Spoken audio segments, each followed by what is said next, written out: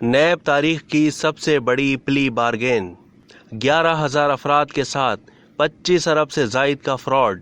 لاہور کی احتساب عدالت نے تاریخ کی سب سے بڑی 16 ارب کی پلی بارگین کی درخواست منظور کر لی۔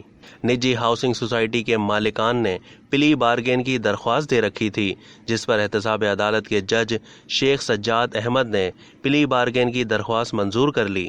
احتساب عدالت لاہور کے جج سجاد احمد شیخ نے ایڈن گارڈن ہاؤسنگ سوسائٹی میں 11,000 افراد سے 25 ارب سے زائد کا فراڈ کیس میں سوسائٹی مالکان کی پلی بارگین منظور کر کے کیس کو داخل دفتر کر دیا۔ نیب پروسیکیوٹر اسد اللہ نے عدالت کو بتایا کہ ملزمان 3 سال کے عرصے میں ایک ساتھ میں 16 ارب روپے کی ادائیگی کریں گے۔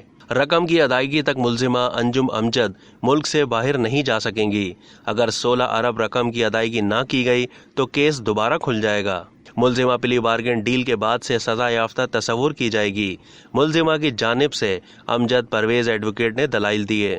سوسائٹی متاثرین نے احتساب عدالت کے باہر احتجاج کیا۔